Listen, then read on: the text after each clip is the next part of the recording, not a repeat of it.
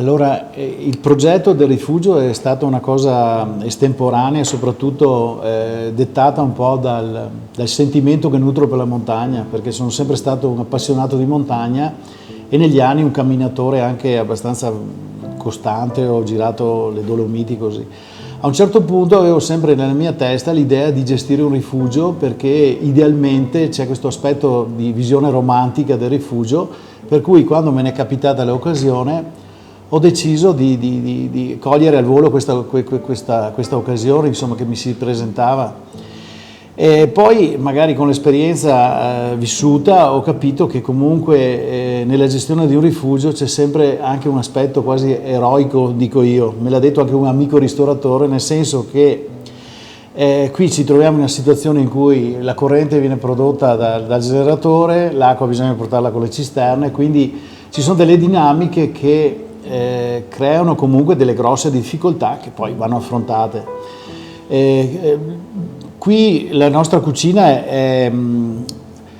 fondamentalmente legata un po' alla tradizione, ai piatti tipici, ma anche al territorio, quindi proponiamo dei piatti semplici che diciamo, ripercorrono la tradizione dei rifugi, ma anche con dei prodotti di alta qualità, in modo che chiunque possa nella semplicità godere comunque di piatti di buon livello, insomma, ecco. Ma mi piace anche dire che in questo rifugio ogni componente della nostra famiglia ci mette un po' del suo, è vero. Io per esempio sono appassionata di lavori artigianali e in questo caso ho realizzato dei lavori di lana cardata che vedo essere molto apprezzati anche dal pubblico, non solo femminile, anche maschile. Allora, sicuramente da quando abbiamo intrapreso questo progetto, come famiglia sono cambiate moltissime cose, quindi ci sono state anche molte difficoltà, situazioni da gestire, però secondo me è un'esperienza che ci ha unito ancora di più, anche se eravamo già uniti prima, però in questo contesto lo siamo ancora di più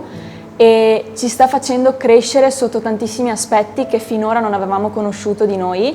ognuno in qualcosa di diverso. E stiamo crescendo proprio sia individualmente che appunto come famiglia. Non è facile, per cui ogni tanto se capita io durante la settimana cerco di scappare giù, però in realtà mi sto appassionando sempre di più a questo lavoro, non pensavo perché in realtà noi non abbiamo mai fatto questo prima, quindi è tutto nuovo, ma il settore della ristorazione mi regala un sacco di emozioni ed è veramente soddisfacente e ci sono bellissime persone che vengono ogni giorno, cioè veramente in questo rifugio troviamo un sacco di persone positive e questo ci appaga moltissimo, a me appaga moltissimo parlare con i clienti, e servirli, vedere che un mio sorriso, una mia parola ha fatto piacere, che è stata notata, quindi io studio, però ultimamente sto considerando anche il fatto di poter ipoteticamente continuare nel settore della ristorazione anche in futuro. La domenica qua sono tutti molto presi, io non posso ancora lavorare perché sono troppo piccolo, però la gente ha iniziato a chiedermi dove andare, le mete escursionistiche. Io all'inizio non avevo idea dei sentieri che ci fossero qua in giro, però a forza che mi venissero chiesti ho iniziato a girare e adesso li conosco abbastanza bene tutti.